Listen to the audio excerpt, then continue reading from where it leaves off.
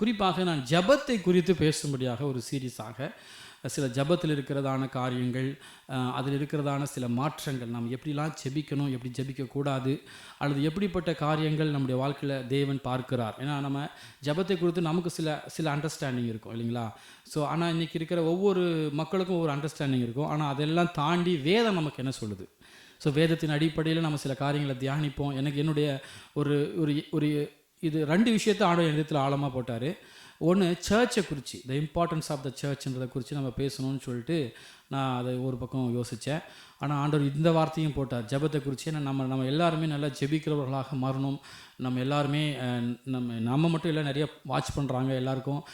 நம்ம அடுத்த வாரத்துலேருந்து நம்ம ஜூம் செட் பண்ணிட்டோம்னா கிட்டத்தட்ட ஒரு 7 பேர் பக்கம் நமக்கு ஆன்லைனில் வாட்ச் பண்ணுறதுக்கு வாய்ப்பு இருக்குது. ஸோ அவங்களெல்லாம் நம்ம கனெக்ட் பண்ணால் ஒரு 15 பேர், நம்ம 20 பேர் பக்கம் நம்ம இருக்கிறோன்னு கணக்கு. ஆனால் இந்த இடத்துல ப்ரெசன்ஸாக நமக்கு 20 பேராக வரணும். அது வரையும் நம்ம ஹார்ட் ஒர்க் பண்ணி தான் ஆகணும். ஸோ அதனால நம்ம ஜபத்தை குறித்து சில காரியங்கள் எனக்கு ஆண்டவர் வெளிப்படுத்தினவைகள் அல்லது வேதத்திலிருந்து சில காரியங்களை தியானிக்கும்படியாக நான் உங்கள் மத்தியிலே பகிர்ந்து கொள்ளும்படியாக ஏவப்பட்டேன். ஸோ நம்ம அதற்கு ஆதாரமாக நம்ம எடுத்துக்கொள்ளப்பட்ட பகுதி நம்ம மத்தேயுனுடைய புஸ்தகம், அதனுடைய 6ஆம் அதிகாரம், அதனுடைய 5 முதல் 15 உள்ள வசனங்களை நம்ம வாசிப்போம். மத்தேயு அதனுடைய 6ஆம் அதிகாரம் 5 முதல் 15 உள்ள வசனங்களை நாம் வாசிப்போம். அன்றியும் நீ ஜெபம் பண்ணும்போது, தேவன் இந்த இடத்துல பார்த்தீங்கன்னா இந்த மலை பிரசங்கத்தை இந்த 5ஆம் அதிகாரத்தில் ஆரம்பிக்கிறார். இந்த மலை பிரசங்கத்தில் தான் நிறைய காரியங்களை அவர் எழுதி கொண்டே வருகிறார். நிறைய காரியங்களை ஜனங்களுக்கு சொல்லிக் கொடுக்கிறார். அப்போது ஜெபிக்கிறத பற்றியும் அவர் சொல்லிக் கொடுக்குறார். அதை குறித்து அவர் சொல்லுகிற போது, நீயோ ஜெபம் பண்ணும்போது உன் அறை வீட்டுக்குள் பிரவேசித்து உன் கதவை பூட்டி உன் அந்தரங்கத்தில் இருக்கிற உன் பிதாவை நோக்கி ஜெபம் பண்ணு. அப்பொழுது அந்தரங்கத்தில் பார்க்கிற உன் பிதா வெளியரங்கமாய் உனக்கு பலனளிப்பார். அன்றியும் நீங்கள் ஜெபம் பண்ணும்போது அஞ்ஞானிகளைப் போல வீண் வார்த்தைகளை அளப்பாதேயுங்கள். அவர்கள் அதிக வசனிப்பினால் தங்கள் ஜெபம் கேட்கப்படும் என்று நினைக்கிறார்கள். அவர்களைப் போல நீங்கள் செய்யாதிருங்கள். உங்கள் பிதாவை நோக்கி நீங்கள் வேண்டிக் கொள்ளுகிறதற்கு முன்னமே உங்களுக்கு இன்னது தேவை என்று அவர் அறிந்திருக்கிறார். நீங்கள் ஜெபம் பண்ண வேண்டிய விதமாவது, பரமண்டலங்களில் இருக்கிற எங்கள் பிதாவே, உம்முடைய நாமம் பரிசுத்தப்படுவதாக, உம்முடைய ராஜ்யம் வருவதாக, உம்முடைய சித்தம் பரமண்டலத்திலே செய்யப்படுவதைப் போல பூமியிலேயும் செய்யப்படுவதாக. எங்களுக்கு வேண்டிய ஆகாரத்தை இன்று எங்களுக்கு தாரும். எங்கள் கடனாளிகளுக்கு நாங்கள் மன்னிக்கிறது போல எங்கள் கடன்களை எங்களுக்கு மன்னியும். எங்களை சோதனைக்குட்பட பண்ணாமல் தீமை நின்று எங்களை ரட்சித்துக் கொள்ளும். ராஜ்யமும் வல்லமையும் மகிமையும் என்றென்றைக்கும் உம்முடையவைகளே, ஆமேன் என்பதை. மனுஷர் தப்பிதங்களை நீங்கள் அவர்களுக்கு மன்னித்தால் உங்கள் பரமபிதா உங்களுக்கு மன்னிப்பார். மனுஷருடைய தப்பிதங்களை நீங்கள் அவர்களுக்கு மன்னியாதிருந்தால் உங்கள் பிதா உங்கள் தப்பிதங்களை மன்னியாதிருப்பார். அதுக்கப்புறம் உபவாசத்தை குறித்து அவர் சொல்லுகிறார். 16 முதல் 17 வசனங்களை. நீங்கள் உபவாசிக்கும் போது மாயக்காரரை போல முக வாடலாய் இராதேயுங்கள். அவர்கள் உபவாசிக்கிறதை மனுஷர் காணும் பொருட்டாக தங்கள் முகங்களை வாட பண்ணுகிறார்கள். அவர்கள் தங்கள் பலனை அடைந்து தீர்ந்ததென்று மெய்யாகவே உங்களுக்கு சொல்லுகிறேன். நீயோ உபவாசிக்கும் போது அந்த உபவாசம் மனுஷர்களுக்கு காணப்படாமல் அந்தரங்கத்தில் இருக்கிற உன் பிதாவுக்கு காணப்படும்படியாக உன் தலைக்கு எண்ணெய் பூசி உன் முகத்தை கழுவு. அப்பொழுது அந்தரங்கத்தில் பார்க்கிற உன் பிதா உனக்கு வெளியரங்கமாய் பலனளிப்பார். அல்லேலூயா. இந்த இடத்துல பாருங்க, ஆண்டவர் தம்முடைய சீஷர்களுக்கு ஜபத்தை சொல்லிக் கொடுக்கிறார். அப்போ ஜபத்தை பற்றி சொல்லிக் கொடுக்குற போது அவர் சில காரியங்களை சொல்லித்தரார். அதாவது என்னென்ன பாயிண்ட்டுன்னு சில பாயிண்ட்டுகளை சொல்லித்தராரு. அந்த பாயிண்ட்டுகளுக்கு மத்தியில் அவர் சொல்கிறாரு, நீங்கள் உங்கள் கதவை பூட்டி அந்தரங்கத்தில் இருக்கிற உங்கள் பிதா பார்க்கும்படியாக நீங்கள் ஜெபியுங்கள் என்று சொல்லி சில காரியங்களை. ஏன்னா தேவன் அந்தரங்கத்தில் நம்ம பார்க்கிறார். நம்ம என்ன பண்ணுறோம், எப்படி பண்ணுறோன்றதை நம்முடைய இருதயத்தின் காரியங்களை பார்க்கிறாருன்னு சொல்லி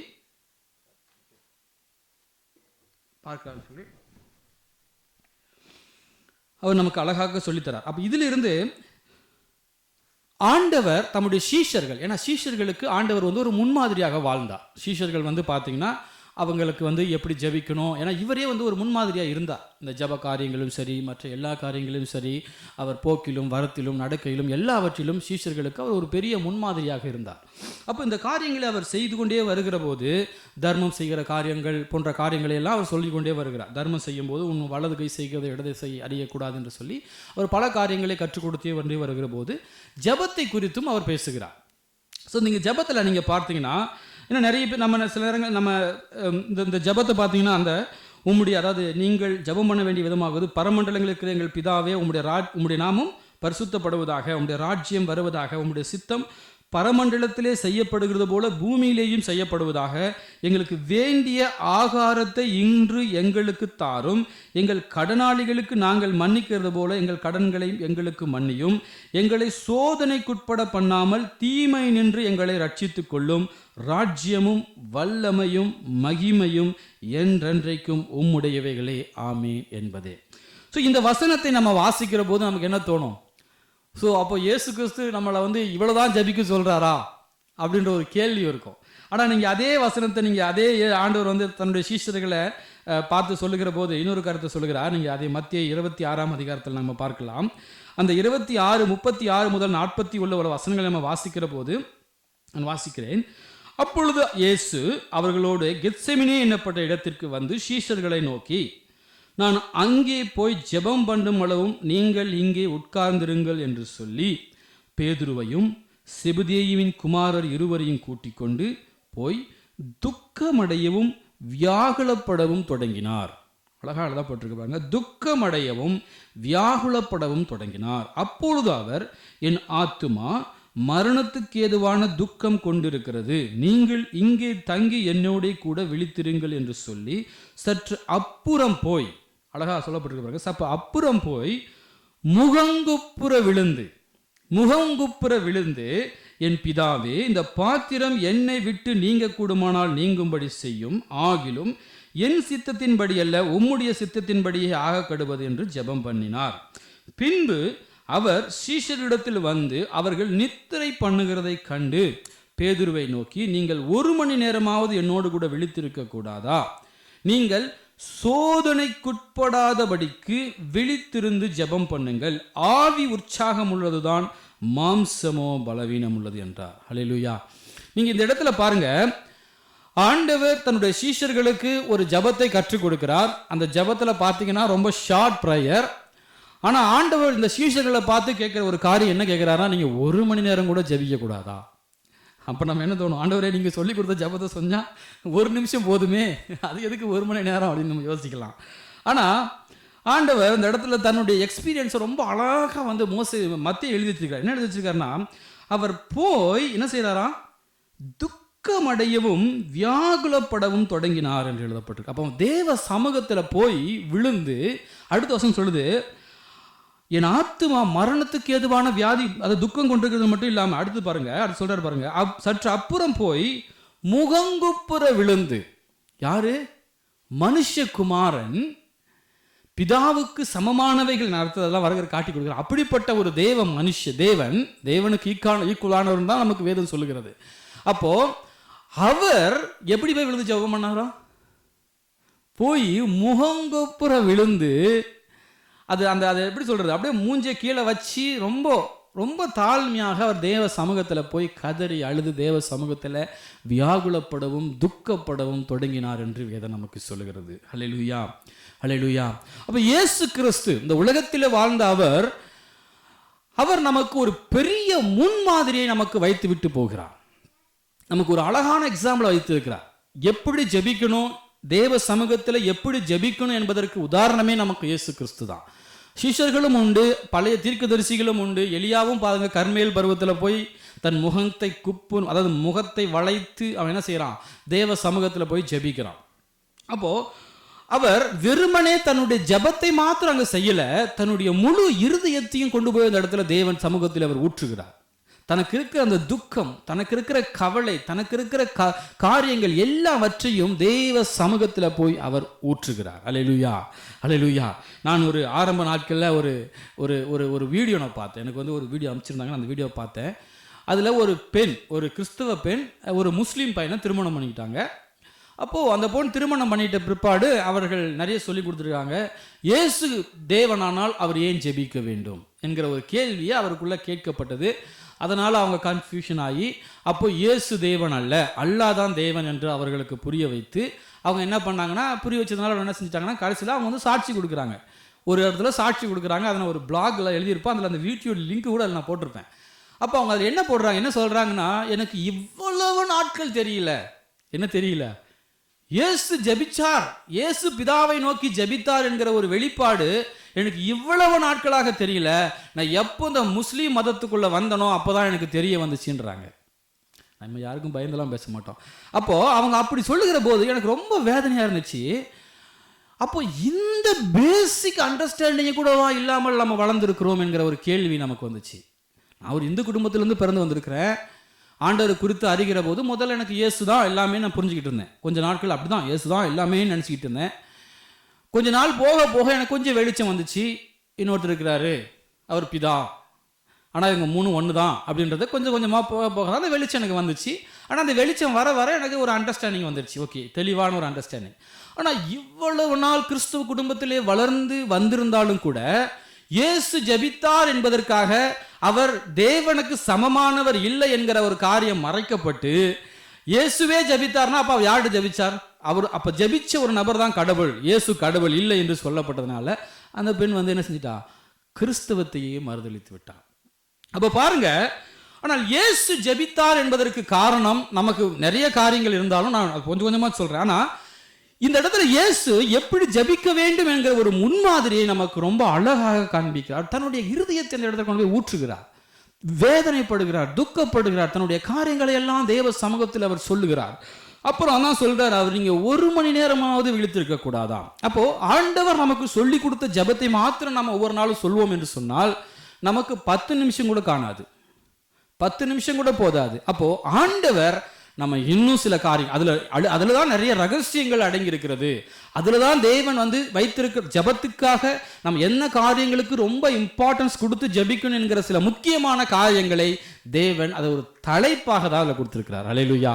அதில் தான் நிறைய ரகசியங்கள் இருக்கிறது. அந்த காரியங்கள்லாம் நம்முடைய வாழ்க்கையில் நம்ம ஜெபிக்க ஆரம்பிக்கிற போது நமக்கு இருக்கிற எல்லா காரியங்களும் நம்ம ஜெயித்து நம்ம ஒரு ஜெயமுள்ள வாழ்க்கையை நம்ம வாழ முடியும். அல்லேலூயா, அல்லேலூயா. நான் அதான் ஆரம்பத்திலிருந்து சொல்வேன், ஒரு தேவ மனிதன் பில்லி கிரஹாம் சாதித்ததை விட பெரிய காரியங்களை சாதிக்க முடியும். ஆனால் யார் சாதிக்க முடியும்னா, யார் தேவ சமூகத்தில் நேரத்தை செலவிடுகிறார்களோ அவர்கள் தான் சாதிக்க முடியும். அப்போ அதுக்காக இப்போ நாங்கள் நேரம் செலவிடுற மாதிரி உங்களால் நேரம் செலவிட முடியாது. ஏன்னா நீங்கள் காலையில் ஒர்க்குக்கு போகணும், சாயந்தரம் வருவீங்க, ரொம்ப நேரம் கிடைக்காது, உங்களுக்கு ரொம்ப குறைஞ்ச நேரம் தான் இருக்கும். அந்த கொஞ்ச நேரத்திலும் கூட நம்ம தேவனுக்காக நம்ம சில நேரங்களை கண்டிப்பாக கொடுக்க வேண்டியது நம்முடைய ஒரு நிச்சயம். ஏன்னா அப்போ தான் நம்ம வந்து ஒரு பயங்கர ஒரு சக்ஸஸ்ஃபுல், ஒரு சாட்சி உள்ள ஒரு வெற்றிகரமான ஒரு வாழ்க்கையை நாம் வாழ முடியும். ஏன்னா பிசாசு வேதம் சொல்லுது, எவனை விழுங்கலாமோ என்று சொல்லி அவன் கர்ஜிக்கிற சிங்கம் போல வகை தேடி திரிகிறான். ஏன்னா நமக்குள்ளே இருக்கிற காரியத்தை வைத்து நம்மை பிரித்த, நம்மை வந்து இன்னொரு பலவீனப்படுத்த, நம்மை இன்னும் தோற்கடிக்க அவன் எப்பொழுதுமே வகை தேடிக்கொண்டே தான் இருக்கிறான். ஆனால் அதனால தான் ஆண்டவர் சொல்றார், நீங்கள் சோதனைக்குட்படாமல் காத்து கொள்ளும்படியாக நீங்க 1 மணி நேரமாவது விழித்து ஜெபியுங்கள். அல்லேலூயா, அல்லேலூயா. அப்போ ஆனா இந்த இடத்துல இன்னொரு காரியத்தையும் அவர் சொல்லுகிறார்.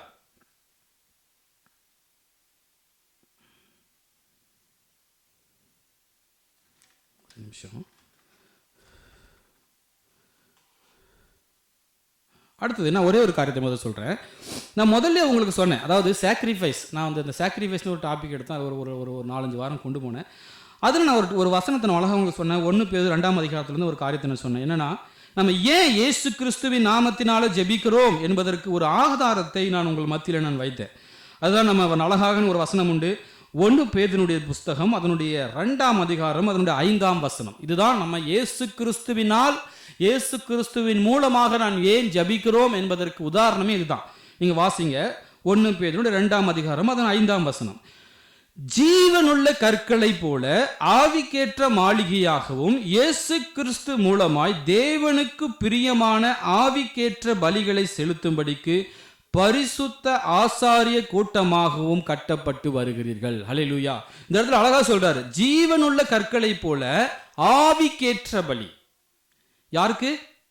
இயேசு கிறிஸ்து மூலமாய் தேவனுக்கு பிரியமான ஆவிக்கேற்ற பலி. அப்ப இயேசு கிறிஸ்து மூலமாய் யாருக்கு பலி? பிதாவாகிய தேவனுக்கு நம்ம ஆவிக்கேற்ற பலியை செலுத்துறோம். அந்த ஆவிக்கேற்ற பலினா தேவ ஆவியானவர் நம்மை நடத்துகிறது, தேவ ஆவியானவர் நம்மளை என்கரேஜ் பண்றது, தேவ ஆவியானவர் சொல்லுகிறதை ஒரு பலியை நம்ம இயேசு கிறிஸ்துவின் மூலமாக பிதாவாகிய தேவனுக்கு நாம் செலுத்துகிறோம். ஹல்லேலூயா, ஹல்லேலூயா. ஏன்னா இந்த நமக்கு ரொம்ப ரொம்ப தெளிவு இருக்கணும். ஏன்னா நம்ம நிறைய நேரங்கள் என்ன செய்வோம்னா, ஆராதனை ஸ்தலங்கள் எல்லா காரியங்களிலும் பார்த்தீங்கன்னா நம்ம இயேசு கிறிஸ்துவின் மூலமாக பிதாவாகிய தேவனை நெருங்கும்படியான பாக்கியத்தை இயேசு கிறிஸ்து நமக்கு ஏற்படுத்திட்டு போயிட்டாரு. சரிங்களா? இப்போ ஆவியானவர் நமக்கு எதுக்கு கொடுக்கப்பட்டிருக்கிறார்னா, இப்போ பிதாவானவருக்கு பிரியமான பலியை நம்ம எப்படி செலுத்த முடியுன்றத அவர் தான் நமக்கு என்ன செய்வார்? கற்றுக் கொடுப்பார், சொல்லி கொடுப்பார். அதை நம்ம புரிஞ்சுக்கிட்டு அவர் மூலமா, இயேசு கிறிஸ்துவின் மூலமா மட்டும்தான் நம்ம பிதாவாகிய தேவன் நோக்கி நம்ம போக முடியும். ஹல்லேலூயா, ஹல்லேலூயா. அப்போ நம்ம செலுத்துற பலி யாருக்குன்னா, அது எந்த பலியா இருந்தாலும் அது பிதாவாகிய தேவனுக்கு நான் முதல்ல சொன்னேன். நம்ம செலுத்துகிற பலி எதுவானாலும் சரி, அது இயேசு கிறிஸ்துவின் மூலமாக பிதாவாகிய தேவனுக்கு நாம் செலுத்துகிறோம். ஹல்லேலூயா. அது ஜெபமானாலும் சரி. அதனால தான் நம்ம முடிக்கும் போது நம்ம ஜெபிக்கிறோம், இயேசு கிறிஸ்துவின் நாமத்தில் ஜெபிக்கிறோம் நல்ல பிதாவே.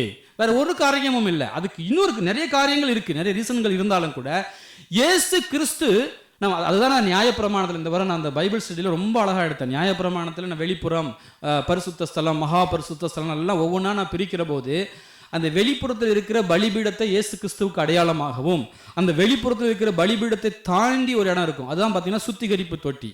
அந்த சுத்திகரிப்பு தொட்டியை ஞானஸ்நானத்துக்கு அடையாளமாகவும், மகா பரிசுத்த ஸ்தலத்துக்குள்ள 3 காரியங்கள் இருக்கும்.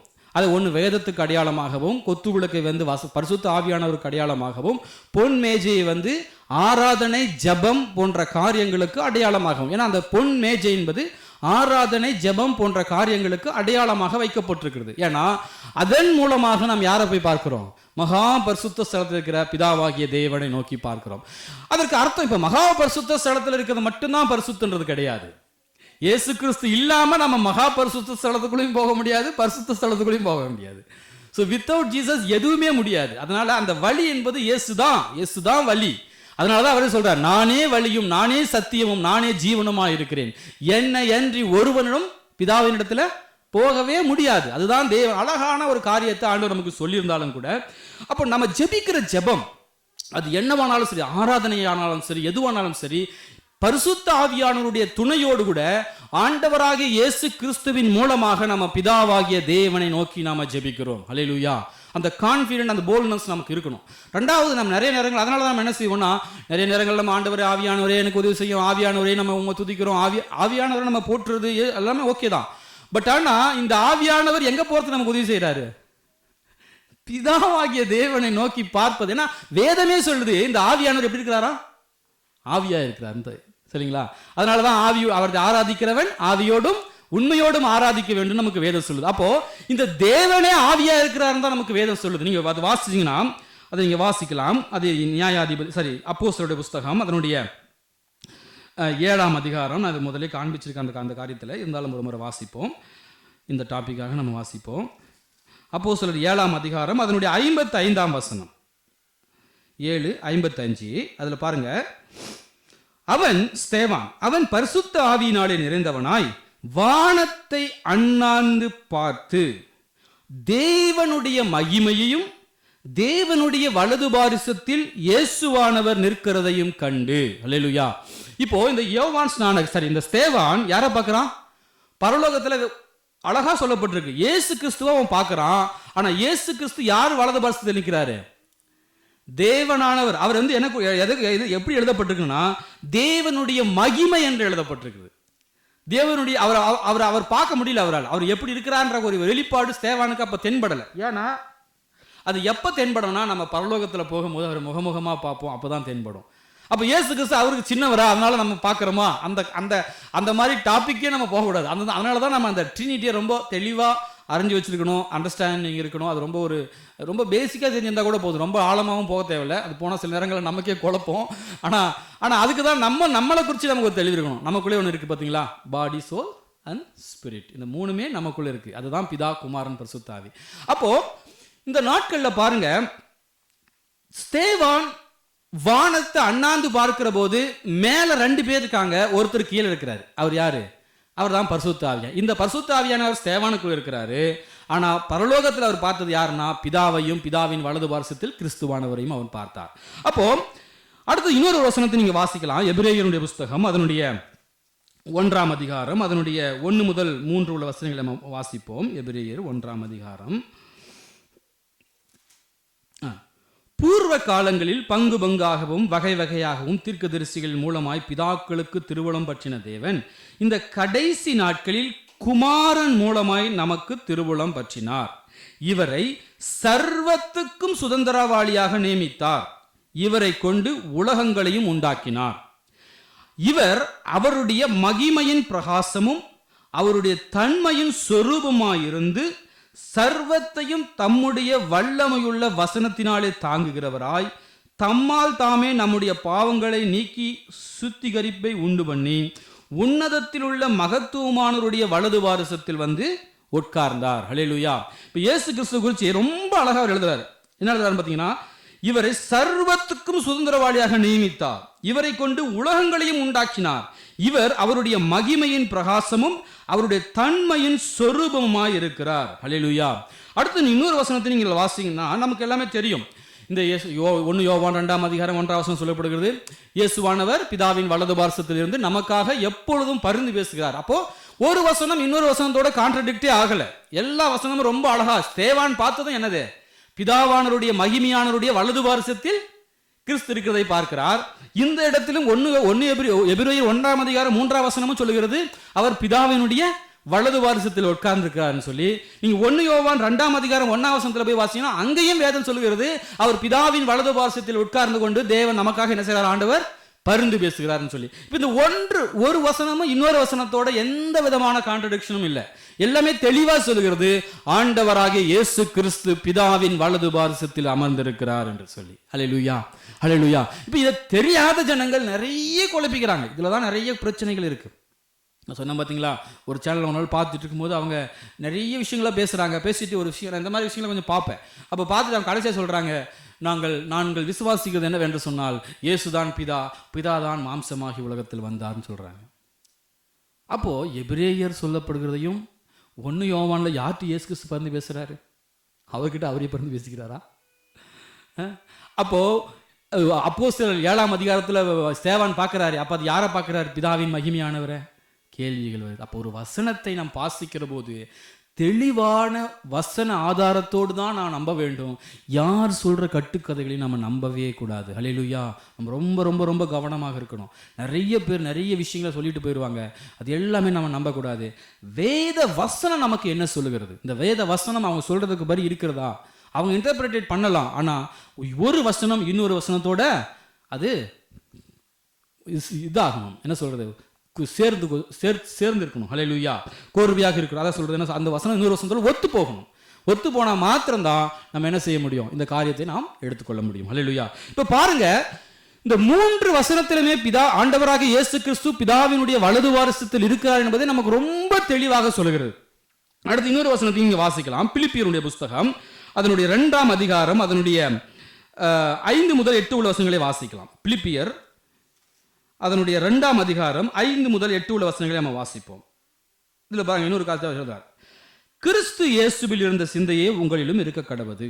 அவர் தேவனுடைய ரூபமாயிருந்தும், இதுல பாருங்க ரொம்ப அழகா அவர் எழுதுறாரு, அவர், நம்ம பேஜ் நம்பர் 271 தமிழ்ல, அவர் தேவனுடைய ரூபமாயிருந்தும் தேவனுக்கு சமமாய் இருப்பதை கொள்ளையாடின பொருளாக எண்ணாமல், ரொம்ப அழகா எழுதுறாரு பாருங்க, தேவனுக்கு சமமாய் இருப்பதை கொள்ளையாடின பொருளாக எண்ணாமல் தம்மை தாமே வெறுமையாக்கி அடிமையின் ரூபம் எடுத்து மனுஷ சாயலானார். அவர் மனுஷருடைய ரூபமாய் காணப்பட்டு மரண பரியந்தம், அதாவது சிலுவையின் மரண பரியந்தமும் கீழ்ப்படிந்தவராகி தம்மை தாமே தாழ்த்தினார். ஹல்லேலூயா. ஆதலால் தேவன் எல்லாவற்றுக்கும் மேலாக அவரை உயர்த்தி என்கிற ஒரு வார்த்தை வருது. அடுத்து இன்னொரு வசனத்தை வாசிப்போம்.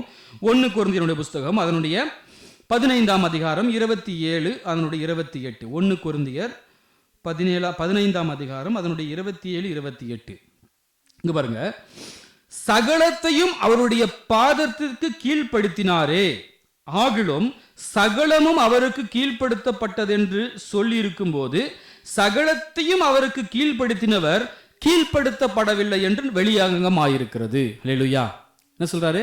சகலத்தையும் கீழ்ப்படுத்தினவர் எல்லாத்தையும் அவர் கீழ்ப்படுத்திட்டாரு. ஆனா கீழ்ப்படுத்தினவர் அவருக்கு கீழ்ப்படுத்தப்படவில்லை. ஏன்னா அவர் பண்ண முடியாது. ஏன்னா அவர் பரிசுத்தமுள்ள மகா பரிசுத்தமுள்ள தேவன். அல்லேலூயா. அண்ட சராசரங்களும் அண்ட உலகங்களும் தேவனை விட்டு தேவனுடைய காரியங்களை விட்டு வழிவிலகி போனபடினால நம்ம சத்துருவுக்கு அடிமையா இருந்தோம். சத்துருவுல அடிமையா இருந்த நம்ம தேவன் மீண்டும் ரட்சித்து மீட்டு கொண்டு வந்து கிறிஸ்துவுக்கு கீழே நம்ம ஆண்டவர் கொண்டு வந்திருக்கிறார். அல்லேலூயா. அதுவும் யாரால வந்துச்சுன்னா கிறிஸ்துவினால் தான் வந்துச்சு. ஸோ இதெல்லாம் ஒரு பக்கம் இருந்தாலும் இது நமக்கு ரொம்ப தெளிவா தெரிகிறது. என்னது? பிதாவானவர் இயேசு கிறிஸ்து, பரிசுத்த ஆவியானவர். ஆனா பிதாவானவர் எல்லாவற்றையும் அவருக்கு கீழ்ப்படுத்தி இருந்தாலும் அவர் இன்னும் கீழ்ப்படவில்லை, கிறிஸ்துவுக்கு கீழ்ப்படவில்லை. அல்லேலூயா. அதுக்கு தான் நம்ம அழகா நமக்கு ஒரு எக்ஸாம்பிள் சொல்லுவாங்க. நம்ம ஹைகோர்ட்ல ஜட்ஜஸ் முதல்ல 3, இப்போ நிறைய வந்துருச்சு. ஹைகோர்ட் ஜட்ஜஸ்ல வந்து 3 முக்கியமான ஹெட் இருப்பாங்க. அவங்க தான் டாப் ஹெட். அந்த டாப் ஹெட்ல ஒருத்தங்க வந்து சீனியரா இருப்பாங்க. அதுக்காக அந்த சீனியர் வந்து அடுத்த லெவலில் இருக்காங்கல்ல, அவங்களோட கான்ட்ராடிக்ட் பண்ண முடியாது. இப்போ அவர் கொடுக்குற தீர்ப்பு வந்து சரியில்லை, நான் தான் கொடுக்குறதான் தீர்ப்பு சரி அப்படின்னு கொண்டு வர முடியாது. ஆனால் இந்த 3 பேருக்கும் ஒரு தலைவர் இருப்பார், ஒரு தலைமை நீதிபதி இருப்பார். ஹைகோர்ட்டில் 3 தலைமை நீதிபதிகள் இருப்பாங்க. அந்த 3 தலைமை நீதிபதிகளிலும் ஒருத்தர் மட்டும் என்னவா இருப்பார்? மேலே இருப்பார். அல்லேலூயா. இதுக்கு அர்த்தம் இவங்க 2 பேரும் சின்னவங்க அர்த்தம் இல்லை. இவங்களால மற்ற தீர்ப்பு கொடுக்க முடியாதுன்ற அர்த்தம் இல்லை. இவங்க வந்து அரசாங்கத்துக்கு விரோதமாவோ அல்லது எந்த ஒரு காரியங்களுக்கு விரோதமாவோ இவங்களால தீர்ப்பு கொடுக்க முடியாதுன்னு அர்த்தம் இல்லை. இவர்களுக்கும் எல்லா சமமான அதிகாரமும் உண்டு. ஆனால் அந்த தலைமை நீதிபதிக்கு கொஞ்சம் அதிகாரம் அதிகம். அல்லேலூயா. அதுபோலதான். ஆனா இந்த இடத்துல இதை நம்ம கொஞ்சம் டிஃபரன்ஸ் பண்ண முடியாது. அதுக்காக இயேசு கிறிஸ்து கொஞ்சம் பவர் கம்மி அப்படின்னு சொல்ல முடியாது. இயேசு கிறிஸ்துக்கு சகலமும் கீழ்பட்டிருக்கு. அவருக்கு மறைவானது எதுவுமே கிடையாது, அவருக்கு கீழ்படுத்தப்படாத ஒன்றுமே கிடையாது. ஒருத்தர் மட்டும் தான் கீழ்படல. அவர் யாருன்னா பிதா மட்டும்தான் கீழே இல்லை. மற்றபடி இயேசு கிறிஸ்துவுக்கு சகலமும் கீழ்பட்டிருக்கிறது. இதுதான் வேத வசனம் சொல்லுது. அல்லேலூயா. அல்லேலூயா. அப்போ நாம ஏன் பேதுரு அழகா எழுதுறாரு, ஏன் நம்ம வந்து இயேசு கிறிஸ்துவின் மூலமா பிதாவிடத்துல போறோன்றதற்கு இன்னொரு வசனத்தை நம்ம ஆதாரமாக நம்ம வாசிக்கலாம். 2 கொரிந்தியருடைய புஸ்தகம் அதனுடைய 1ஆம் அதிகாரம் அதனுடைய 20ஆம் வசனம். இப்ப பாருங்க, நான் எந்த வசனத்திலுமே நான் உங்களுக்கு இன்டர்பிரேட் பண்ணவே இல்லை. வெறும் வசனத்தை மட்டும்தான் நான் உங்களுக்கு காண்பிக்கிறேன். ஏன்னா நான் உங்களை குழப்பிடக்கூடாது இல்லைங்களா, அதனால நான் சொல்றேன். நீங்க அடுத்தது வாசிங்க. 2 கொரிந்தியர் 1ஆம் அதிகாரம் அதனுடைய 20ஆம் வசனம். எங்களால் தேவனுக்கு மகிமை உண்டாகும்படி தேவனுடைய வாக்குத்தத்தங்கள் எல்லாம் இயேசு கிறிஸ்துவுக்குள் ஆம் என்றும் ஆமேன் என்றும் இருக்கிறது. இப்போ தேவன் என்னை பார்த்து ஒரு வாக்குத்தத்தம் கொடுக்கிறார். டேவிட், நான் உன்ன மூலமா இந்த காரியத்தை செய்வேன், அல்லது டேவிட் நான் உனக்கு இதை செய்வேன் அப்படின்னு ஆண்டவர் வாக்கு கொடுக்கிறாருன்னு வச்சுக்கோங்களேன். ஆண்டவர் இப்ப என்ன பார்க்கிறாருன்னு வச்சுக்கோங்களேன், நான் வந்து அதுக்கு ஒர்தியா இருக்கலாம், இல்லாமலும் இருக்கலாம். அந்த காரியத்துக்கு நான் தகுதியா இருக்கலாம், இல்லாமலும் இருக்கலாம். அப்கோர்ஸ் என்ன தகுதிப்படுத்துவார், அது 2வது விஷயம், அது 2வது இருக்குது, அது ஒரு பக்கம் இருந்தாலும் நான் அதற்கு தகுதியா இல்லாமல் கூட இருப்பதற்கு அதிக வாய்ப்பு உண்டு. என்ன குறித்து ஆண்டவர் சில வாக்குத்தத்தங்களை கொடுத்தார். நான் சில நேரங்களில் நினைத்து பார்க்கிற போது நான் யோசிப்பேன், ஆண்டவரே இந்த வாக்குத்தத்தங்கள்லாம் என் வாழ்க்கையில் நிறைவேறுமா? ஏன்னா நான் கடந்து போகிற பாதைக்கும் அதுக்கு சம்பந்தமே கிடையாது. அவ்வளவு பெரிய வார்த்தைகளை தேவ மனிதர்கள் மூலமாக கொடுத்தார். என்னோட திருமண சீரியை நான் போட்டு காட்டணும்னு வச்சுக்கோங்களேன், நீங்கள் யோசிப்பீங்க. அந்த பாஸ்டருக்கு வந்து ஃபுல் குடலை எடுத்துட்டாங்க. பாஸ்டர் ராஜேந்திரன் அவங்க ஃபுல் குடல், எல்லாமே குடல் எடுத்துட்டாங்க. அவரால் நிற்க கூட முடியல. ஒரு நல்ல ஒரு தேவனுக்காக வல்லமையாக பயன்படுத்தப்பட்ட மனுஷன், அநேக தேவ ஊழியர்களை எழுப்பின மனுஷன்.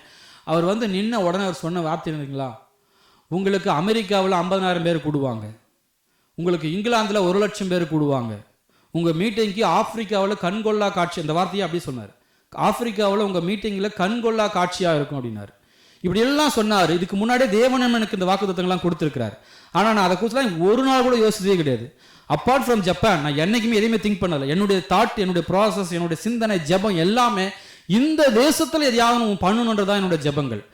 இதை பண்ணிட்டு தான் நம்ம மற்ற இடங்களுக்கு போகணுன்றதான் என்னுடைய ஜபம். அப்போ இதையெல்லாம் நான் சிந்திச்சு பார்க்கிற போது எனக்கும் அதுக்கும் கொஞ்சம் கூட தகுதியும் கிடையாது, அதற்கு கூடிய கெப்பாசிட்டியும் கிடையாது. அதுக்குரிய கெப்பாசிட்டி என்கிட்ட கொஞ்சம் கூட கிடையாது. ஆனா பைபிள் சொல்லுது, ஞானிகளை வெட்கப்படுத்தும்படி தேவன் பைத்தியமானவர்களை தெரிந்து கொண்டார், இருக்கிறவர்களை வெட்கப்படுத்தும்படியாக தேவன் இல்லாதவர்களை தெரிந்து கொண்டார். அப்போ தேவனுடைய சூசிங், தேவனுடைய தெரிந்து கொள்ளல் என்பது ரொம்ப ரொம்ப ரொம்ப வித்தியாசமானது. அது வித்தியாசமானது, அது ஒரு பக்கம் இருந்தாலும். அப்போ எனக்கு ஆண்டவர் ஒரு வாக்குத்தத்தம் கொடுக்கிறார் என்று சொன்னால், என்னை நோக்கி அல்லது உங்களை நோக்கி ஒரு வாக்குத்தத்தம் கொடுக்கிறார் சொன்னா, அந்த வாக்குத்தத்தம் உங்களை மட்டும் சார்ந்தல்ல, உங்களை கிறிஸ்துவுக்குள்ளாக வைத்து தான் தேவன் அந்த வாக்குத்தத்தத்தை உங்க வாழ்க்கையில் செயல்படுத்துறார். அப்போ we have a confident. என்ன கான்ஃபிடென்ட்? அந்த வாக்குத்தத்தத்தை தேவ சமூகத்தில் பெற்றுக்கொள்வதற்கு நமக்கு 100% நமக்கு அதிகாரமும் கான்ஃபிடென்ட்டும் இருக்கு. ஏன்னா இந்த வாக்குத்தத்தம் யார் மூலமா வருது? இயேசு கிறிஸ்துவுக்குள்ள வருது, இயேசு கிறிஸ்துவ சுத்தி வருது. அதனாலதான் வாக்குத்தத்தங்களும் அவர் மூலமா தான் நமக்கு செயல்படுத்தப்படுது, ஜெபங்களும் அவர் மூலமா தான் நமக்கு போகுது. இந்த கான்ஃபிடன்ஸ், இந்த வழி நமக்கு நம்ம தெரிஞ்சுக்கணும். நாம ஜெபிக்கிற ஜெபங்களும் சரி, இயேசு கிறிஸ்துவின் மூலமாக பிதாவாகிய தேவனை நோக்கி நாம ஜெபிக்கிறோம். அதுதான் 1 பேதுரு 2ஆம் அதிகாரத்துல ரொம்ப அழகா அவர் பேதுரு எழுதுறார். அதுல வந்து ஆவியானவரையும் அவர் விடல, ஆவிக்கேற்ற பலி. ஆனா இயேசு கிறிஸ்துவின் மூலமாக பிதாவாகிய தேவன் விரும்புகிற, அது வந்து அக்செப்டன்ஸ் என்று எழுதப்பட்டிருக்கு ஆங்கிலத்தில், ஆனால் தமிழில் பிரியம் என்று எழுதப்பட்டிருக்கு. அதை நான் போன டைம் நம்ம தியானிச்சோம். அப்போ அந்த பலி போகிறது மட்டும் அல்ல, வர ஆசீர்வாதமும் இயேசு கிறிஸ்து மூலமாக தான் நமக்கு வருது. இங்கேருந்து போகிறதும் அப்படிதான் போகுது, அங்கேருந்து வரதும் அப்படிதான் வருது. ஸோ இந்த ஒரு தைரியம் நமக்கு எப்பவுமே இருக்கணும். நமக்கு தேவன், நம்ம இயேசு கிறிஸ்துவின் மூலமாக நாம எந்த ஒரு ஆசீர்வாதத்தையும் பெற்றுக்கொள்வதற்கு நமக்கு முழு அதிகாரம் உண்டு. ஹல்லேலூயா. ஏன்னா அவர் நமக்காக மரித்திருக்கிறார். அவர் நம்முடைய பாவங்களுக்காக, அவர் நம்முடைய சாபங்களுக்காக, அவர் நம்முடைய அக்கிரங்களுக்காக எல்லாவற்றையும் கல்வாரி சிலுவையில் அவர் நமக்காக மரித்தது மட்டுமில்லை, அவர் இன்றைக்கும் பிதாவின் வலது பாரசத்தில் இருந்து உங்களுக்காகவும் எனக்காகவும் பரிந்து பேசுகிறார். ஹல்லேலூயா. நம்ம எப்பெல்லாம் தடுமாறுகிறோமோ அந்த சமயங்கள் எல்லாவற்றிலும் தேவன் நமக்காக பரிந்து பேசுகிறார். நான் அடிக்கடி சொல்வேன், தேவன் நம்முடைய வாழ்க்கையில் தடுமாற்றங்கள் வரலாம், தட்ஸ் நாட் அ ப்ராப்ளம். ஆனால் தேவனை தேடுகிற விஷயத்தில் மாத்திரம் நம்ம என்றைக்குமே குறை வச்சிடக்கூடாது. சபையின் காரியங்களில், மற்ற அதை தான் சொல்வேன். நம்ம என்ன காரியம், நம்ம கூட பிரச்சனைகள் இருக்கலாம், நம்ம கூட குறைகள் இருக்கலாம், அதை மாற்றுறதுக்கு தான் இயேசு கிறிஸ்து இருக்கிறார். ஆனால் நம்ம தேவனுக்கும் இடையில நம்ம எதுவுமே வந்துடவே கூடாது, அது மட்டும் பிரிச்சிடவே கூடாது. என்னுடைய மனைவியுடைய அம்மாவுக்கு அக்கா பெரியம்மா, அவங்க கேன்சரால் பாதிக்கப்பட்டிருக்காங்க, ரொம்ப ரொம்ப சிக்காக இருக்காங்க. போன வாரம் நடந்த சாட்சி இது. அவங்க பையன் வந்து எங்கேயோ வெளியில் ஒரு இடத்துக்கு போயிட்டாரு, அதனால் சண்டே அவர் அவைலபிள் இல்லை. அவங்க பொண்ணு அவங்களும் ஆஸ்திரேலியாவில் இருக்காங்க. அப்போது அவங்கள கூட்டிகிட்டு போகிறதுக்கு ஆள் கிடையாது. அவங்க ஹஸ்பண்டாலும் அவங்களுக்கும் வயசாச்சு. அவர் மொதல் சர்வீஸ்க்கு போயிட்டார். அங்கே 2 சர்வீஸ் நடக்கும். அவர் மொதல் சர்வீஸ்க்கு போயிட்டார். அப்போ இவங்களுக்கு சர்ச்சுக்கு போகணுன்னு இருக்கு தோணுது, ஆனால் போக முடியல. அவங்க பையனுக்கு கால் பண்ணி சொல்லியிருக்காங்க, அம்மா நான் வெளியில் போயிட்டேன், அதனால் நான் உங்களை கூட்டிகிட்டு போக முடியாது, நீங்கள் இந்த வாரம் ஆன்லைன்லேயே அட்டென்ட் பண்ணுங்க அப்படின்ட்டாங்க.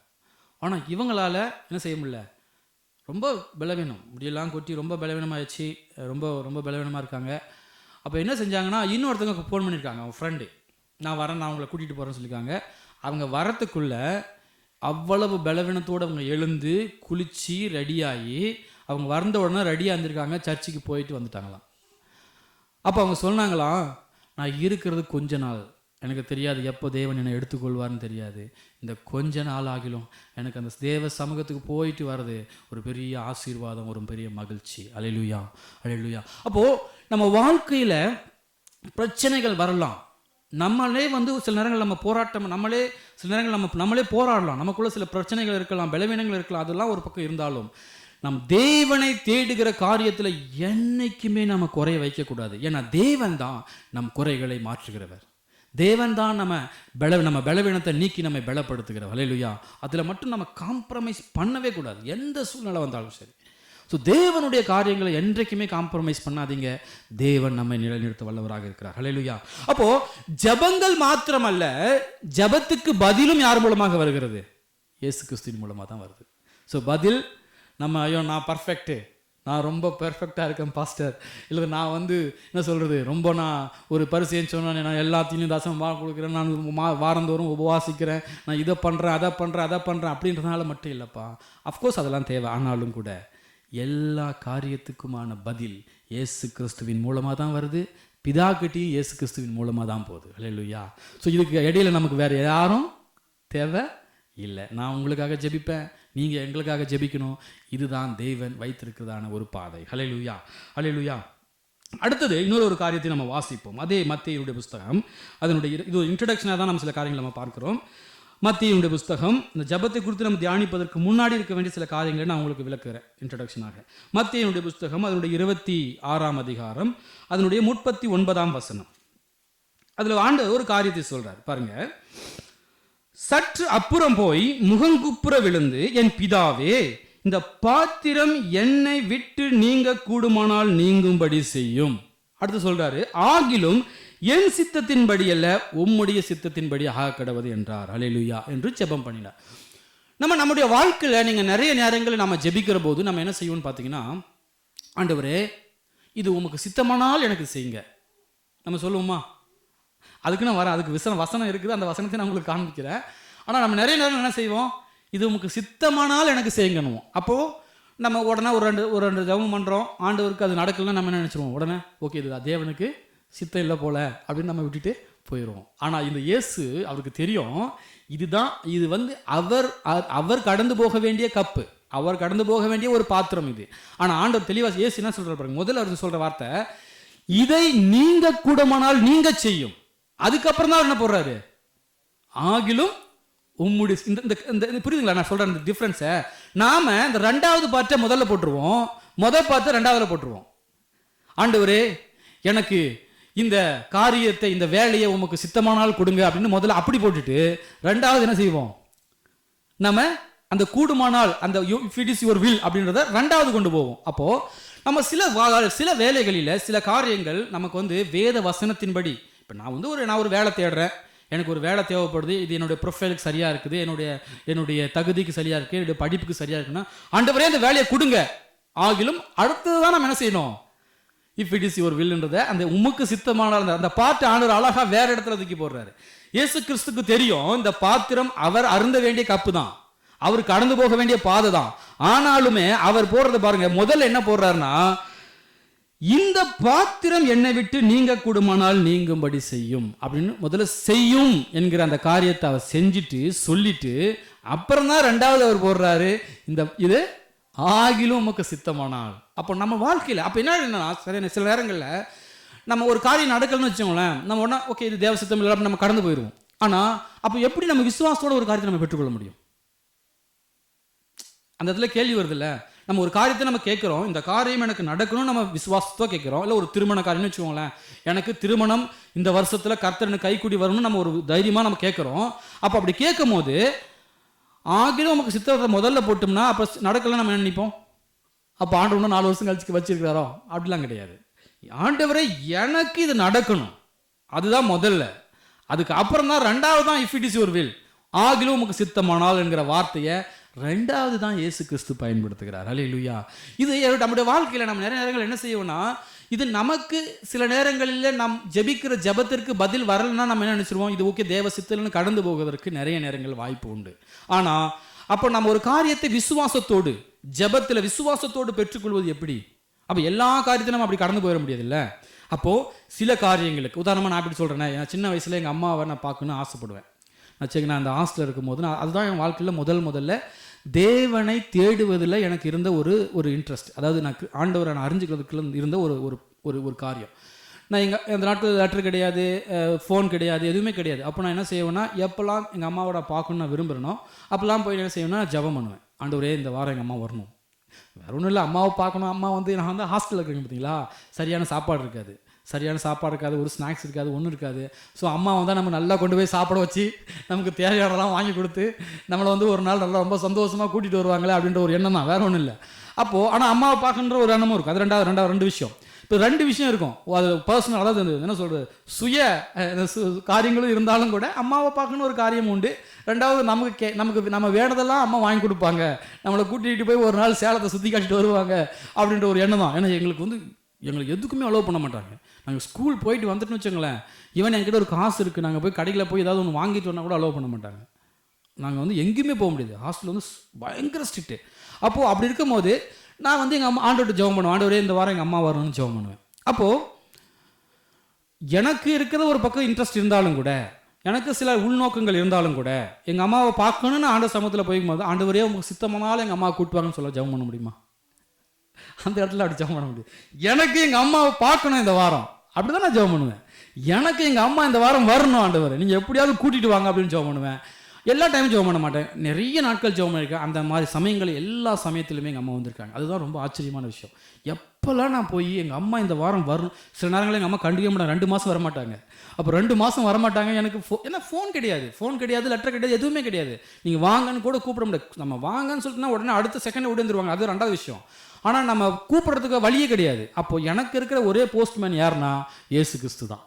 அவரை போய் இப்போ தட்டுவேன், ஆண்டவரே எனக்கு என்ன செய்யுங்க, எனக்கு எங்கள் அம்மாவை கூட்டிகிட்டு வாங்க அப்படின்னு போராடுவேன். அப்போது நம்ம வாழ்க்கையில் நான் அதுக்காக இந்த தேவ சித்தத்தை நான் இப்படி மாற்றி போட்டு சொல்கிறேன்னு, இயேசு கிறிஸ்துடைய அந்த இயேசு கிறிஸ்து அந்த கையாளுற விதத்தை பாருங்கள். முதல்ல இது நீங்க கூடமானால் நீங்கும்படி செய்யும். அப்புறம் தான் அவர் என்ன சொல்கிறாரு, ஆகிலும் என் சித்தத்தின்படி அல்ல உம்முடைய சித்தத்தின்படி ஆக கடவுது. ஆனால் அவர் சொல்கிறார், அவருக்கு தெரியும் இயேசு கிறிஸ்து. நீங்களே சொல்லுங்கள், இயேசுக்கு தெரியுமா தெரியாதா?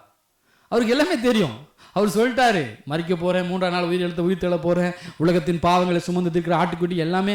என்ன சொல்கிறது, தீர்க்கதரிசிகளுக்கே தெரியும், எதுக்கு தெரியாதுக்குமா, இவர் மனுஷன், தேவனுடைய குமாரன், தேவனுக்கு சமமானவர், ஹல்லேலூயா. இவருக்கு தெரியாது ஒன்றுமே கிடையாது. ஆனால் எல்லாம் தெரிஞ்சிருந்தாலும் கூட அவர் செஞ்ச ஜெபம் என்னன்னு பார்த்தீங்கன்னா, இது நீங்கள் கூடுமானால் நீங்கள் செய்யும் என்று சொல்ல தான் ஜெபிக்கிறார். அப்புறம் தான் அவர் சொல்கிறாரு, ஆகிலும் உம்முடைய சித்தத்தின்படி. அப்போ பாருங்கள், நம்முடைய வாழ்க்கையில் நமக்கு சில நேரங்களில் நம்ம ஜெபிக்க போகிற போது நமக்கு நல்ல ஒரு தைரியமான கான்ஃபிடென்ட்டாக, ஆண்டவரே இது எங்கள் வாழ்க்கையில் நீங்கள் செய்யணும், இது எங்கள் குடும்பத்தில் இதை நீங்கள் செய்யணும்.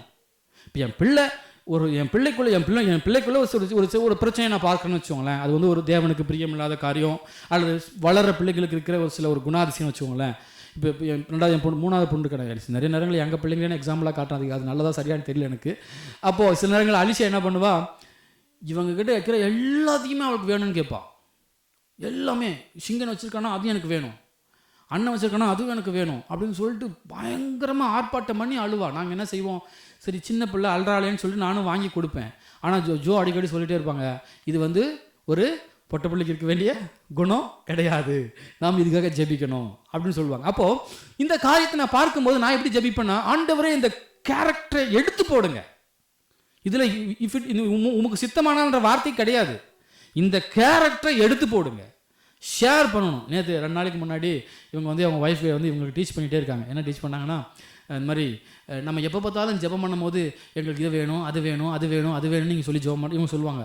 அப்போ அவங்க ஒய்ஃப் டீச் பண்ணாங்க, நம்ம எப்பவுமே ஆண்டவர்கிட்ட நம்ம இது வேணும் அது வேணுமே கேட்குறது நல்லதான்னு கேட்டாங்க. உடனே சரி அப்போ என்ன செஞ்சால் ஏசப்பா ரொம்ப பிரியப்படுவார்னு கேட்கும்போது ஒவ்வொருத்தரும் ஒரு காரணங்களை சொன்னாங்க. அப்போது ஷிங்கன் வந்து சொன்னால், நான் வந்து உங்கள் அண்ணன் வந்து என்ன செஞ்சால் உங்கள் அண்ணன் பிரியப்படுவான் அப்படின்னு சொல்லும்போது ஷிங்கன் சொன்னால், நான் என்னுடைய டாய்லாம் ஷேர் பண்ணாக்கல அண்ணன் சந்தோஷப்படுவான் அப்படின்னு சொல்லிட்டு ஒவ்வொருத்தரா ஒரு காரியங்களை சொல்லிகிட்டே இருக்கும்போது அப்போ அவங்க டீச் பண்ணாங்க. அப்போது நம்ம தேவன் பிரியப்படுற மாதிரி நம்ம சில காரியங்களை செய்யணும், அப்போ தேவனை நம்ம பிரியப்படுத்துகிற மாதிரி சில காரியங்களை செய்யணும் அப்படின்னு சொல்லி அவங்க சில காரியங்களை ஒரு நாள் 2 நாளைக்கு முன்னாடி டீச் பண்ணிகிட்டே இருந்தாங்க. அப்போது நம்முடைய வாழ்க்கையில் எல்லா காலகட்டங்களிலும் சில காரியங்கள் இது தேவனுக்கோ அல்லது தேவனுடைய காரியங்களுக்கோ அல்லது வேதாந்தத்துக்கோ அடிப்படையில் இது சரியில்லை, இது ஏற்றது இல்லை நமக்கு தெரிய வரும்போது இது நீங்கணும் ஆண்டவரே.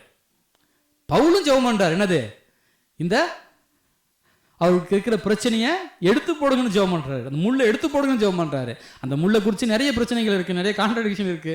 ஒருத்தங்க வேற மாதிரி சொல்லுவாங்க, இன்னொரு மாதிரி சொல்லுவாங்க. அதெல்லாம் ஒரு பக்கம் இருந்தாலும் கூட ஏதோ ஒரு முள்ளு அவருக்குள்ள இருந்த ஒரு முள்ளு, அந்த முள்ளை எடுத்து போடுன்னு பவுல் சொல்றாரு. ஆனா ஆண்டவர் சொல்லிட்டாரு, இல்லப்பா முடியாது 3 முறை ஜெபம் பண்ணார். அப்ப நம்முடைய வாழ்க்கையில இந்த கான்ஃபிடன்ஸ் சில விஷயங்கள் எனக்குள்ள இப்போ நான் சில நேரங்கள் எனக்குள்ள பார்ப்பேன், எனக்குள்ள இந்த விஷயங்கள் தேவனுக்கு பிரியமில்லாத காரியம் அல்லது வேதத்தின் அடிப்படையில் இந்த கேரக்டர் எனக்குள்ள சரியில்லாத கேரக்டர் நான் பார்த்துட்டுனா உடனே அதுக்காக நான் கேட்பேன், ஆண்டவரே இதை எடுத்து போடுங்க, இந்த கேரக்டர் என்னை விட்டு எடுங்க, இந்த காரியம் என்னை விட்டு எடுக்கப்படணும் அப்படின்னு சொல்லி நம்ம ஜெபம் பண்ணணும். அப்போ நம்முடைய வாழ்க்கையில் எப்போ நம்ம இந்த மாதிரி ஒரு தைரியத்தோட ஒரு கான்ஃபிடென்ட்டோட தேவ சமூகத்தில் கேட்குறோமோ அப்போதான் நமக்கு தோணும், இதை நம்ம இன்னும் போராடணும், இன்னும் தேவன் இதை முற்று முடிய என்னை விடுதலையாக்கும்படி வரையிலும், முற்று முடியிலும் என்னை ரட்சிக்கும் வரையிலும், முற்று முடியிலும் இந்த காரியங்கள் என்னை விட்டு நீங்கும் வரையிலும் நாம போராடி கொண்டே இருக்க வேண்டும். ஹல்லேலூயா, ஹல்லேலூயா. அப்போ நிறைய நேரங்களில் நிறைய காரியங்களில் நம்ம என்ன செஞ்சிருவோம்னா, முதல்ல இஃபிடிசி ஒரு முள்ளை நம்ம போட்டுட்டோம்னா நம்ம என்ன நினச்சிருவோம்னா, ஓகே ஒரு 2 முறை ஜெபம் பண்ணுவோம், இல்லை 3 முறை ஜெபம் பண்ணுவோம், ஓகே தேவனுக்கு இது பிரியமில்லை போல அப்படின்னு நம்ம கடந்து போயிட்டே இருந்துருவோம். ஆனால் நம்ம அதுதான் அந்த இடத்துல தான் நம்ம என்ன பார்க்கணும்னா வேத வசனத்தோடு நம்ம ஒப்பிட்டு பார்க்கணும். வேத வசனத்தோடு ஒப்பிட்டு பார்க்கணும், தேவனுடைய காரியங்களோடு ஒப்பிட்டு பார்க்கணும். அப்படி ஒப்பிட்டு பார்க்கும்போது இதுதான் நமக்கு அதை நம்ம தைரியமாக தேவ சமூகத்தில் போராடி பெற்றுக்கொள்ள வேண்டியது நம்முடைய கடமை. அல்லேலூயா. அது எதுவாக இருந்தாலும் சரி, வாட் எவர் இட் மேபி, நம்முடைய வாழ்க்கையில் நம்ம அதை நம்ம கொஞ்ச நாளைக்கு முன்னாடி சொன்னேன், என்னோடய திருமண காரியங்களும் சரி, நான் வந்து போராட்டம் கொஞ்சம் நஞ்சம் இல்லை. அந்த போராட்டத்தினால தான் என்னோடய திருமண காரியங்கள் அவ்வளவு ஜெயமாக முடிஞ்சிச்சு. ஏன்னா என் திருமணம்லாம் வந்து நீங்கள் கடந்து போக முடியாத ஒரு சிலுவை. அது அப்படிப்பட்ட சிலுவை ஆண்டவர் என் குடும்பத்தில் என் வாழ்க்கையில் நடந்துச்சு. ஆனால் அதெல்லாம் பொறுமையாக கடந்து போனேன். ஆண்டவர் அற்புதத்தின் மேல் அற்புதம், அற்புதத்தின் மேல் அற்புதம், அற்புதத்தின் மேல் அற்புதம் செய்தார். ஹல்லேலூயா, ஹல்லேலூயா. நான் நார்த் இந்தியாவிலேருந்து, தருமபுரியிலேருந்து, சரி பீகார்லேருந்து எங்கள் வீட்டுக்கு வரதுக்கே கையில் காசு கிடையாது. நான் திருமணத்துக்கு ஆயத்தமாகறேன். எப்படி கொஞ்சம் யோசிச்சு பாருங்க. அப்போ எங்கள் அம்மா தான் எல்லாமே செய்யணும். பெரிய கிராஸ், அதெல்லாம் பெரிய கிராஸ், அதெல்லாமே கடந்து வரதுக்கு. ஆனால் அந்த எல்லாத்திலுமே தேவன் வந்து ரொம்ப பொறுமையாக, ரொம்ப நிதானமாக செய்ய மட்டும் இல்லாமல் அந்த ஜெயத்தை எங்கள் வாழ்க்கையில் கட்டளையிட்டார். ஹல்லேலூயா, ஹல்லேலூயா.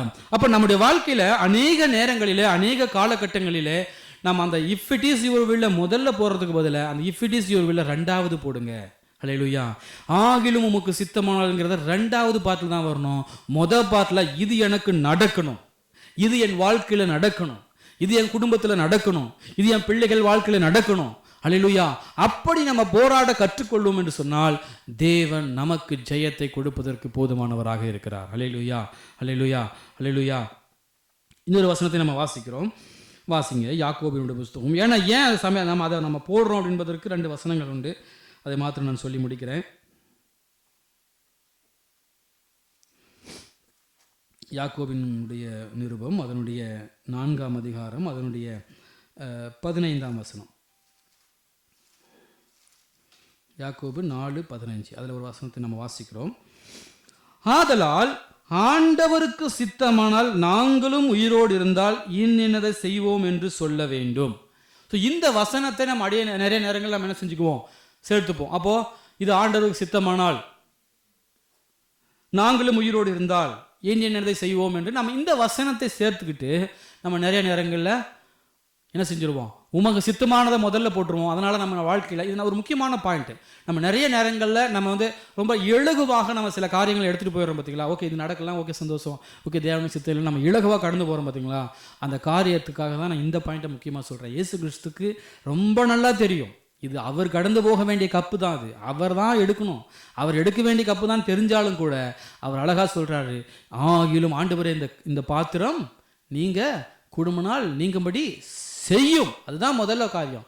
அதுக்கப்புறம் தான் அவர் என்ன சொல்கிறாருன்னா ஆகிலும் உடைய சித்தம். இப்போ நம்மளோட வாழ்க்கையில் சில நேரங்களில், சில காலகட்டங்களில் நம்ம ரொம்ப ஸ்ட்ராங்காக அந்த காரியங்களுக்காக போராடணும். ஹல்லேலூயா. எங்களுடைய குடும்பத்தில் நிறைய நேரங்களில் நிறைய விஷயங்களை அப்படியே இங்கே சொல்கிறதுக்கு காரணம் என்னன்னா, நிறைய பேர் வாட்ச் பண்ணுறாங்க, எங்கள் ஃபேமிலி மெம்பர்ஸே வாட்ச் பண்ணுறாங்க. அதனால தான் நான் சில കാര്യங்களை ஓப்பனாக சொல்கிறது. ஏன்னா அவங்களுக்கு அது போகணும், அவங்க காதுகளுக்கு அது போகணும் தான் நான் சொல்கிறேன். ஒரு நாள் நான் எங்கள் ஃப்ரெண்டு, நம்ம ஐ திங்க் ஒரு 2 நிலாவுக்கு நம்ம போயிருந்தோம் ஒரு டைமில். அப்போது ஒரு ஃப்ரெண்டை நான் மீட் பண்ணேன். அவங்க ஆண்டவர் அறியாதவங்க தான், சோக்கியோடு தான் இருக்கிறாங்க. அப்போ நான் அவங்கள பேசும்போது அவங்க ஒய்ஃபையும் எனக்கு நல்லா தெரியும். நான் பேசிவிட்டு அவங்க ஹஸ்பண்ட் வந்தார், அவர்கிட்ட நான் பேசினேன். அப்புறம் பேசும்போது சொன்னார், உங்கள் வீடியோ நான் பார்க்குறேன்னாரு. நம்ம வீடியோவை 60-70 வியூ தான் வருது, அப்போ பார்க்குறவங்க எல்லாமே ஆண்டவர் அறியாதவங்க தான் போடுறதுன்னு நான் நினச்சிக்கிட்டேன். அப்போ நம்மளை ஆண்டவரை அறியாதவங்களும் பார்க்குறாங்க. ஹல்லேலூயா, ஹல்லேலூயா.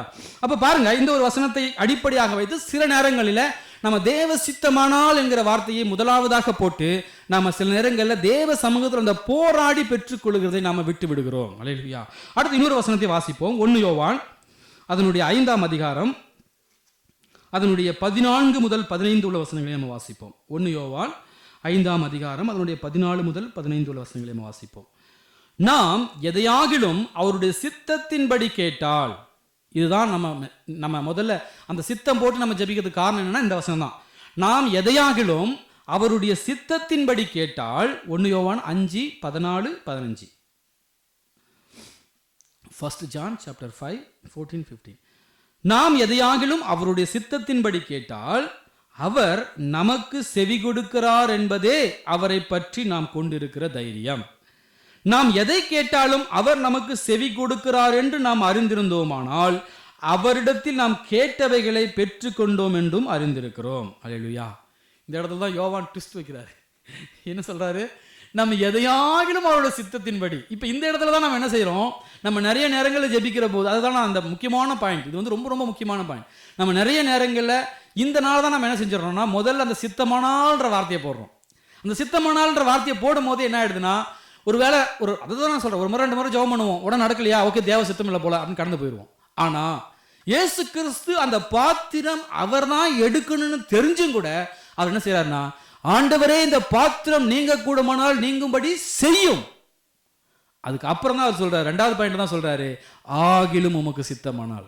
ரொம்ப அழகா ஆர்டரா இயேசு கிறிஸ்து ஜெபிக்கிறார். அப்போ நம்ம வாழ்க்கையிலும் கூட சில காரியங்கள், சில பிரச்சனைகள், சில காரியங்கள், தடைகள், சில காரியங்கள் நம்ம பார்க்கிற போது தேவனே இவைகளை நீங்கும்படி செய்யும். அதுதான் முதல்ல பாயிண்ட். இது நீங்கணும் என் வாழ்க்கையில, இந்த காரியம் நீங்கணும் என் வாழ்க்கையில, இந்த காரியம் என் குடும்பத்திலிருந்து நீங்கணும், அல்லது இந்த காரியம் எங்கள் பிள்ளைகள் வாழ்க்கையிலிருந்து நீங்கணும். அதுதான் ஃபர்ஸ்ட் பாயிண்ட். அந்த ஆகிலும் சித்ததுன்ற காரியம் வந்து இன்னொரு காரியம் இருக்கிறது. அது இங்கே ரோமர் 12:2 வாசிக்கிறோம். அங்கே என்ன செய்யறாரு, ஆண்டவர் சொல்றாரு, நம்மளுடைய மனம் புதிதாகிறதுனாலே மறுரூபப்படுகிறோம். அந்த மறுரூபப்படுகிற போது நம்ம தேவ சித்தத்தை ரொம்ப ஈஸியாக புரிஞ்சுக்கிறோன்றது தான் பைபிள் சொல்லுது. அப்போ இந்த மனம் புதிதாகிறது என்பது அடுத்த காரியம். இந்த மனம் எதனால் புதிதாகிறதுனா, நம்முடைய வசனம், தேவ வசனத்தை வாசிக்க வாசிக்க வாசிக்க வாசிக்க நம்முடைய மனம் புதிதாகிறது. அப்போ தேவ சமூகத்தில் நம்ம போகிற போது கான்ஃபிடென்ட்டாக போகணும், போல்டாக போகணும், தைரியமாக போகணும். ஏன்னா நம்ம இயேசு கிறிஸ்துவின் மூலமாக பிதாவாகிய தேவனை நோக்கி பார்க்கிறோம். நம்ம நிறைய நேரங்களில் நமக்கு சில நேரங்களில் சில குற்ற உணர்ச்சிகள் நம்மளுக்குள்ள காணப்படும் போது, ஐயோ தேவ சமூகத்துக்கு போகிறதுக்கு பயப்படக்கூட வாய்ப்பு உண்டு. நான் நிச்சயமாக சொல்கிறேன், நீங்கள் அந்த மாதிரி சமயத்தில் தைரியமாய் கிருபாசனை தண்டையில் சேர கடவோம். ஹல்லேலூயா, ஹல்லேலூயா. நீங்கள் எதுக்கும் பயப்படாமல் தைரியமாய் கிருபாசனை தண்டையில் சேர கடவோம். ஏன்னா நாம் தைரியமாய் கிருபாசனத்தில் சேர்ந்து ஆண்டவராகிய இயேசு கிறிஸ்துடைய துணையோடு, ஆண்டவராகிய இயேசு கிறிஸ்துனால மாத்திரம்தான், அவர் நம்மளை முற்றிலுமாக கவர் பண்ணுறதுனால மாத்திரம்தான் நம்ம இயேசுவோட பிதாவாகிய தேவனிடத்திலே வருகிறோம். ஹல்லேலூயா. அதே மாதிரி நமக்கு வர பிளஸ்ஸிங்கும் கூட நீங்கள் ஒரு அதை தான் சொன்னேன். ஏன்னா முதலே அந்த பாயிண்ட்டை காண்பிச்சுன்னா சில நேரம் நம்ம யோசிக்கலாம், நான் ஆண்டவர்கிட்ட நான் போல்டாக பேசி இந்த பிளஸ்ஸிங்கை நான் பெற்றுக்கொள்ள முடியுமா அப்படின்னா, அதுதான் நான் முதலே காமிச்சேன். அந்த பிளஸ்ஸிங்கும் இயேசு கிறிஸ்துவின் மூலமாக தான் வருது. போகிறதும் இயேசு கிறிஸ்துவின் மூலமாக தான் போகுது, வரதும் இயேசு கிறிஸ்துவின் மூலமாக தான் போகுது. அதனால் நம்ம நிறைய நேரங்களில் நம்முடைய பலவீனங்களை நினைத்து மாத்திரம், அஃப்கோர்ஸ் அந்த பலவீனங்களுக்காக நம்ம ஜெபிக்கணும், அந்த பலவீனங்களுக்காக நம்ம தேவ சமூகத்தில் போராடணும். ஆனால் அதுக்காக தேவ சமூகத்தை நம்ம ஒரு நாளும் விட்டு விடவே கூடாது. ஹல்லேலூயா, ஹல்லேலூயா. நம்ம தைரியமாய் போகக்கூடாது. 2வது ஒரு முக்கியமான பாயிண்ட் சொன்னேன். ஏன்னா நாங்கள் நிறைய காலகட்டங்களில் நம்ம எனக்கு இப்படி தான் நானும் ஜெபிச்சுட்டு இருந்தேன். நான் ஒரு நாள் பைபிளை வாசிக்கும் போது தான் எனக்கு இந்த அண்டர்ஸ்டாண்டிங் வந்துச்சு. நான் எந்த பிரசங்கத்தை பார்த்துலாம் நான் கற்றுக்கல. அப்போ தான் எனக்கு ஒரு புரிதல் வந்துச்சு, ஆண்டவரே சில காரியங்கள் இது நடக்கணும், இது நடந்தே தீரணும். அதுதான் நமக்கு இருக்கிற போல்ட்னஸ். ஹல்லேலூயா. ஏன்னா நமக்கு தெரியும் இந்த காரியம் வாழ்க்கையில் நடக்கணும். நான் ஒரு வேலை இல்லாமல் உட்காந்துட்ருக்கேன்னு வச்சுக்கோங்களேன், வேலை இல்லாமல் உட்காந்துட்ருக்கேன், ஆண்டவரே இந்த வருஷம் உங்களுக்கு சித்தமானாலும் எனக்கு ஒரு வேலையை கொடும் அப்படி ஜெபம் பண்ண முடியுமா சொல்லுங்களேன்? அது ரொம்ப ரொம்ப ரொம்ப வித்தியாசமாக இருக்கும். அப்போது இந்த வருஷம் எனக்கு வேலையை நீங்கள் கொடுக்கணும், அதுதான் முக்கியம். அதுதான் அந்த காலத்தில் இயேசு கிறிஸ்து பாருங்க ரொம்ப அழகாக ஜெபிக்கிறார். என்ன சொல்றாரு, முதல்ல அதை போட்டுட்டு 2வது தான் தேவ சித்தத்தை தூக்கி போடுறாரு. ஏன்னா இவன் தான் அவருக்கு தெரிஞ்சாலும் கூட இந்த பாத்திரம் நான் தான் சுமக்கணும், நான் தான் தூக்கணும், இது நான் கடந்து போக வேண்டிய பாத்திரம் தான் இயேசு கிறிஸ்துக்கு தெரிஞ்சாலும் கூட அவர் முதல்ல போடுறது என்னன்னா, இது நீங்க கூடுமானால் நீங்கும்படி செய்யும். அப்ப நம்ம வாழ்க்கையில சில காரியங்களை தைரியமா ஆண்டவர் சமூகத்தில் போராடி பெற்றுக்கொள்ளணும்னா இந்த காரியத்தை 2வது போடணும். முதல்ல போட்டோம்னு வச்சுங்களேன், நம்ம ஈஸியாக பாஸ் பண்ணிட்டு போயிடும், ஓகே ஆண்டவருக்கு சித்தமில்லை போலன்ட்டு. அதனால் அதை 2வது போட நம்ம பழகப்படுவோம், தெய்வ சமூகத்தில் கேட்போம். ஹல்லேலூயா. ஒரே ஒரு வசனத்தை மட்டும் வாசி முடிப்போம். மத்தேயு 7ஆம் அதிகாரம் 7ஆம் வசனம். மத்தேயு 7:7. நான் இன்ட்ரடக்ஷனாக தான் அதை பேசுகிறேன். இன்ட்ரடக்ஷன் இன்னும் 2 வாரம் நான் பேசுவேன்னு நினைக்கிறேன். மத்தேயு 7ஆம் அதிகாரம் அதனுடைய 7ஆம் வசனம் 7 முதல் 11 வசனங்கள். மத்தேயு 7ஆம் அதிகாரம் 7 முதல் 11 வசனங்கள். கேளுங்கள் அப்பொழுது உங்களுக்கு கொடுக்கப்படும், தேடுங்கள் அப்பொழுது கண்டடைவீர்கள், தட்டுங்கள் அப்பொழுது உங்களுக்கு திறக்கப்படும். ஏனென்றால் கேட்கிறவன் எவனும் பெற்றுக்கொள்கிறான், தேடுகிறவன் கண்டடைகிறான், தட்டுகிறவனுக்கு திறக்கப்படும்.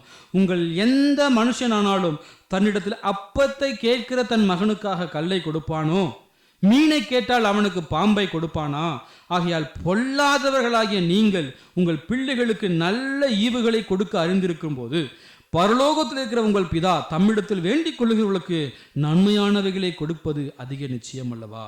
அதனால் உங்கள் மனுஷர் உங்களுக்கு எவைகள் சரி அதோட அப்போது நம்முடைய வாழ்க்கையில் உதாரணமாக நம்முடைய பிள்ளைகளை எடுத்துக்கோங்களேன். என்னுடைய வாழ்க்கையில் பெண்களை குறித்து நமக்கு ஒரு, அதாவது பெண்கள் வந்து ஒரு ப்ராசஸ், அவங்க பெண்கள் கடந்து போகிற ப்ராசஸ் என்பது ரொம்ப கடினமான ப்ராசஸ் இல்லைங்களா.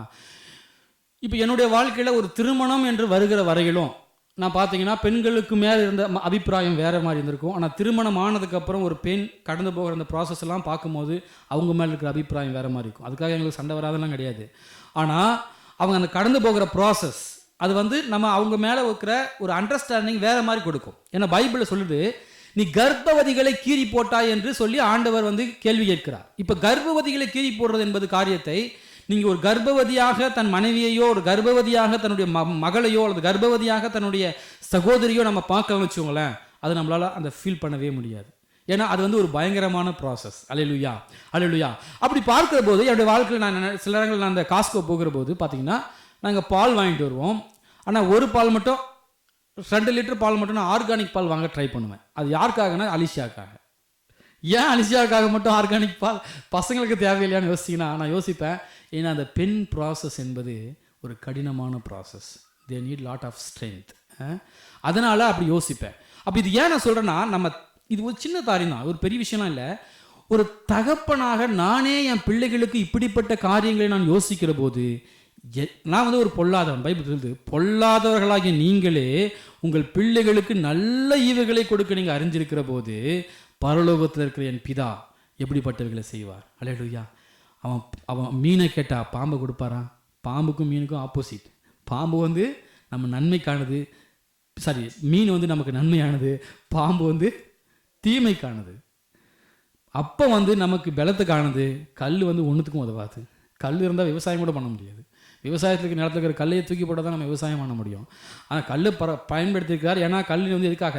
வீடுகள் கட்டப்படுவதற்கு போன்ற பல காரியங்களுக்கு நம்ம கற்களை பயன்படுத்துகிறோம். ஆனால் இந்த ரெண்டுமே ரொம்ப கான்ட்ரடிக்ட், ரொம்ப ஆப்போசிட். ஆனால் பாருங்கள், தேவன் என்ன செய்கிறார்னா, நீங்களே உங்கள் பிள்ளைகளுக்கு நல்ல காரியங்களை, பெஸ்ட்டு ஸ்கூல் படிக்க வைக்கணும்னு நினைக்கிறோம், நல்ல என் பிள்ளையை நல்ல பள்ளிக்கூடத்தில் படிக்க வைக்கணும்னு நினைக்கிறோம். என் பிள்ளைகளுக்கு நான் சொன்ன ஒரே ஒரு ப்ராமிஸ் என்னென்னா, உனக்கு நான் எதையும் சேர்த்து வைக்கணும் இல்லையா, பட் நான் வந்து உங்களுக்கு ஒரு நல்ல எஜுகேஷனை கொடுத்துரும்டா. அதுதான் நான் வந்து, ஏன்னா நான் கொடுக்கலாம், நான் ஆராதிக்கிற தேவன் உண்மையில்லைன்னு ஆகிடும் இல்லைங்களா. நான் அடிக்கடி சொல்வேன், உங்களுக்கு ஒரு பெஸ்ட் எஜுகேஷனை என்னால் கொடுக்க முடியும், நான் விசுவாசிக்கிறேன்.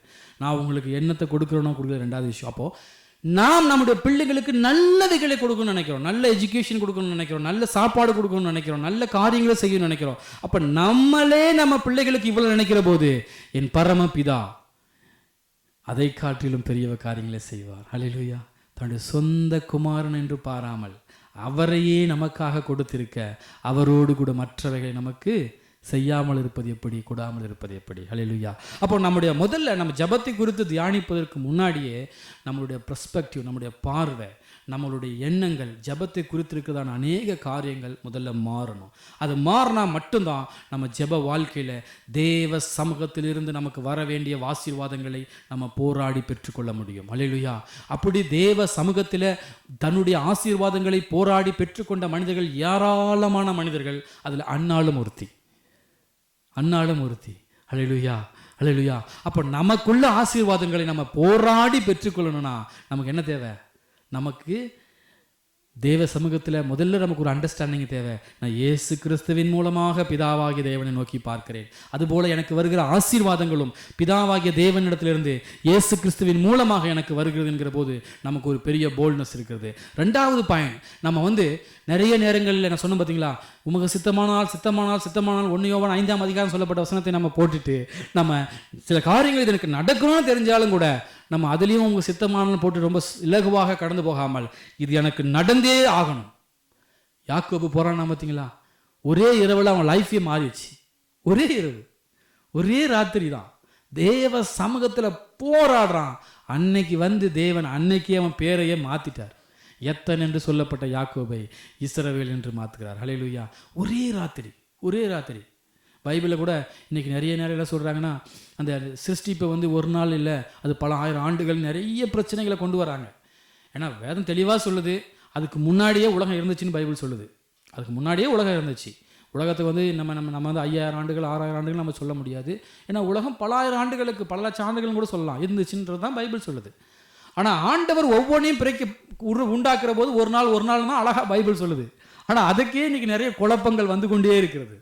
ஆனால் யாக்கோபு ஒரே நாளில் தன் வாழ்க்கையே புரட்டி போடத்தக்கதான காரியங்களை தேவ சமூகத்தில் அவன் போய் போராடி பெற்றுக்கொண்டான். அப்போ அந்த போராடுகிற மனப்பான்மை நமக்கு வரணும்னா இந்த இஃப் இட் இஸ் யுவர் வில்லை வந்து செகண்ட் ஹாஃபில் போடுங்க, ஹாஃபில் போடாதீங்க. ஏன்னா நமக்கு தெரியும் இந்த காரியம். அதுக்காக நான் வந்து ஆண்டவரே நான் போகிறேன், நான் பார்த்துட்டு ஒரு பென்ஸ்கார் போதும் ஆண்டவர் இந்த பென்ஸ்காரனுக்கு கொடுங்கன்னு போராட முடியுமா? முடியாது. அப்படி அது நம்ம பண்ண மாட்டோம். நமக்கு தெரியும் இது என் வாழ்க்கையில் நடக்கணும், இது என் குடும்பத்தில் நடக்கணும், இது என் குடும்பத்தில் நடந்தால் தான் இது மாற்றம் வரும், இது என் பிள்ளைகள் வாழ்க்கையில் நடந்தால் தான் என் பிள்ளைகள் எதிர்காலம் நல்லா இருக்கும் அப்படின்னு நம்ம தெரிகிற போது நம்ம தேவ சமூகத்தில் கான்ஃபிடென்ட்டாக போல்டாக போய் தேவனே இதை நீங்கணும், தேவனே இதை நீங்கள் மாற்றணும்னு நம்ம போராடும் போது தேவன் அதை செய்வார். ஹல்லேலூயா. ஜெபிப்போம்.